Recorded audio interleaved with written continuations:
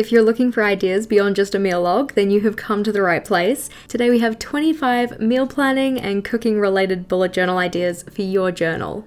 Our first idea is that of a master meal ideas list. This one is in particular quite helpful anytime you need to do your meal planning, so you have a handy reference of the things that you or your household actually like to eat. This is one I've used before in my journal and I find it really helpful. I've broken this one down into types of protein, so chicken, beef, pork, and vegetarian, for instance. But you could also break this one down in different ways. For instance, weeknight favorites, ones that take a little bit more time or effort, ones that are your favorites in general, etc. Talking about favorites, our second idea is a favorite recipes list and where to find them, which sounds like a movie reference, but I promise it isn't. I've set this one up just as a list, so we have the recipe on one side and where you can find it on the other.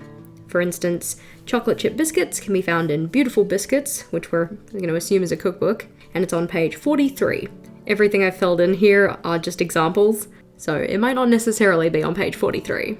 This type of list is handy if you don't have a centralized location for all of your recipes. My partner Vogel and I do though. We keep all of our favorite recipes on OneNote, and the nice part about it being on OneNote is that it's really easy to search in terms of ingredient or cooking style, etc. The next idea we have is a recipes to try list. For this one, we have a space to tick off when the recipe has been tried, a note of what the recipe actually is, when you tried it, and your rating. This way you can keep track of which ones are your new favorites and which ones you probably don't want to try again. The fourth idea we have are recipes for specific times or celebrations. It's similar to the master meal ideas list, except we're thinking about time-specific categories. This could be seasonal, for instance, winter, summer, or it could be celebration related, like Christmas, birthdays, or any other celebrations that have particular food that you like to eat. Flipping on over, and the next idea we have are favorite recipes by person. This type of list could be quite helpful if you wanted to surprise somebody for their birthday or just do something special for them. In this example, you'd list out who the person was, and then maybe their favorite dinner, favorite snack, and favorite cake flavor. An idea that I very much want to set up in my own journal is that of quick eats, or go-to recipes for when you're in a hurry. This one I've got broken down into time blocks, so 10 minutes, 20 minute, and 30 minute bites. But you could also just have this as a general quick eats list. This idea here, you can probably see if we flex the page, has a little bit of tape over this section and that section to make it a reusable list. Effectively, by putting the tape over those sections, we can use a whiteboard marker on the page and then erase it when we don't want the markings there anymore. If you wanted to see more about that, then Julia Royals does have a very good video on it. But as you can see, this idea is a what's in stock list. So we have the items here that you might want to try and keep in stock in your kitchen. We have a place to denote where they're found, so pantry, fridge, freezer. And then on this side, you have a space to add it to your shopping list. For example, our plain flour, self-raising flour, and brown sugar are all found in the pantry, so we can put a little dot beside each of those. But let's just say that we don't actually have any curry paste.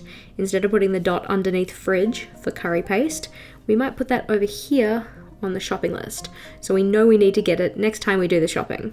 Again, because it's a reusable list, we can just take the little eraser on the end of my whiteboard marker and brush that one off. The next idea we have is a when did I last list, specifically for your kitchen or for your cooking related things. Some examples I have here are topping up spices, checking your oils, cleaning things, stocking your frozen foods. The initials along the top here are just for the months of the year, so January, February, March, etc. And then anytime you do one of those tasks, you can put a dot or a number underneath the relevant month initial. For instance, let's just say that on the 3rd of March, I topped up the spices. So first M for March, little 3 to represent the 3rd. And let's just say for checking the oils that I did this on June 1st. So J for June, 1 for 1st. Flipping over, and our next idea here is 5 ways to use XYZ, or 5 ways to use a particular type of leftover. This is particularly good for certain times of year where you may have a certain ingredient in bulk and just need some ideas of how you can use it up in creative ways. Underneath this though, we have the buy in bulk list. So items in particular that you like to buy in bulk and also the cheapest place to get them. You could replace this section with something like how long they last, or when you last got them, something like that, but it could be a handy reference. Another one that I very much want to make in my own journal, and would make for a very handy reference, is that of a master grocery list. Now you can see this one is just printed. I found a very helpful resource online, and I've got a couple of printouts that I've used in this ideas video, so be sure to check the description box below for links to all of those. This one is set up in a way that has little tick boxes, so you could possibly turn this into one of those reusable checklists like we had before, or you could just photocopy this page anytime you needed to do your groceries and highlight the ones that were actually relevant. Flipping over, and our next idea is a what can I use this for list. This is another one that I feel like I kind of need, because so often I find that after cooking a specific recipe, I have a leftover of an ingredient that I don't necessarily use super often. In this one, we have those types of ingredients listed along the top, and then we have a list of recipes that use those ingredients. For instance, if we have leftover coriander, we could make Thai green curry, we could make bao buns, cashew chicken, noodles, really depends on what your recipes are. But it's just a helpful way to make sure you're not wasting food. Another reference that could be helpful is a what does this go with list. Originally, I was planning on making this in terms of individual herbs and the different things you could pair them with, but it made a lot more sense to do it the other way around and have our different types of meat and all of the herbs that can be paired with those meats in a kind of more typical way. Our next idea is another print off, and I kind of got the title wrong. It really should just say what is in season rather than what is in the season, but you kind of get the idea. It's effectively a reference list to find out which vegetables or fresh produce is in season at any time of the year. Typically when things are in season, they're cheaper, so it'd be nice to lean into that, save yourself some money, and cook more with those types of produce. As you can probably tell, this one was a lot longer. We're only up to lettuce and leafy greens, and this is in alphabetical order. But you'd easily be able to make a timeline style layout like this in your journal just using the dot grid. Turning over, and our next idea is a batch cooking ideas reference.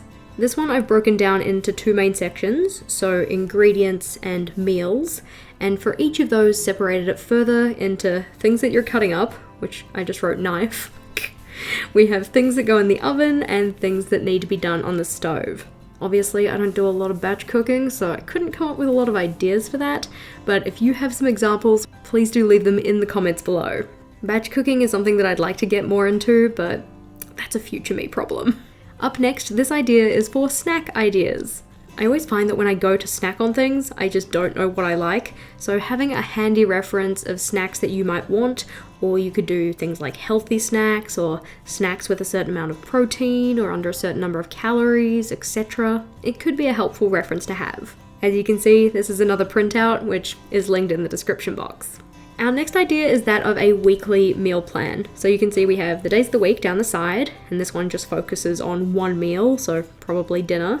On the other side here, we have an other section, and that's because each of these are post-it notes, so you can just pull them off and put them to the side, and then swap them out for something else when you're making your meal plan for the week.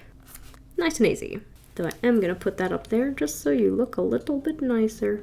Similar to a meal plan, what you may also want to have, or have instead, is a meal log. So this is the kind of space that you would use after the fact, after you've eaten the things, to record what it is you ate. This one is done in a kind of table format, so a column for the day of the week, a column for which meal it is, a column to write in what the food was, and then separate individual columns to write down some notes about the kind of nutritional aspect of that food.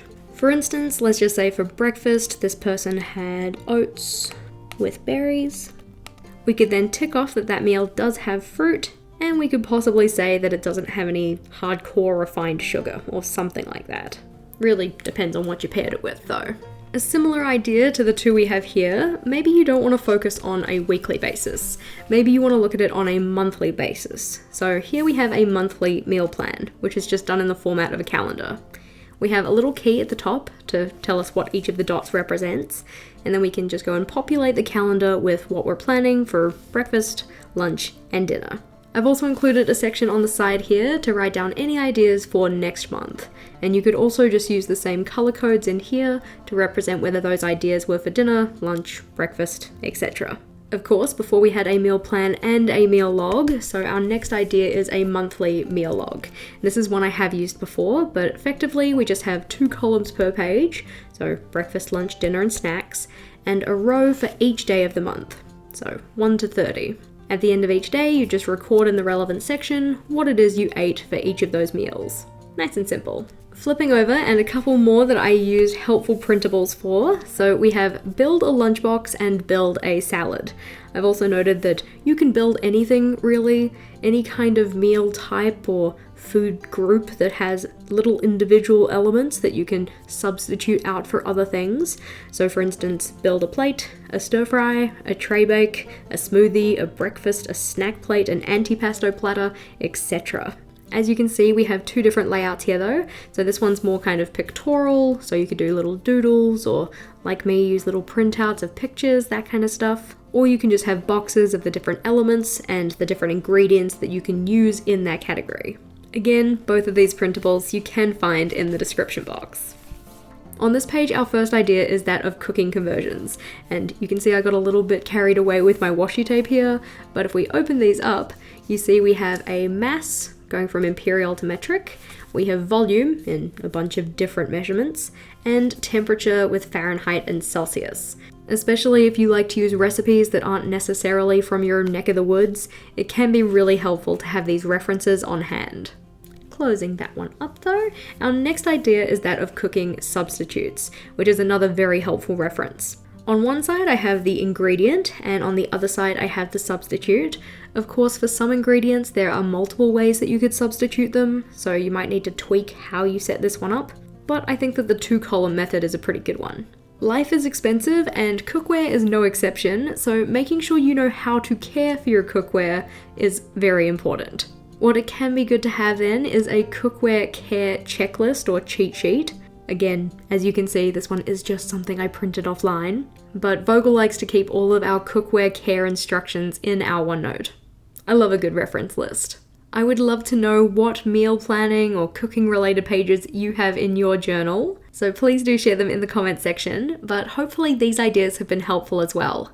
If you are looking for even more bullet journal ideas, we have a couple of playlists on the screen that you might be interested in. But otherwise team, thank you for watching, and until next time. Bye!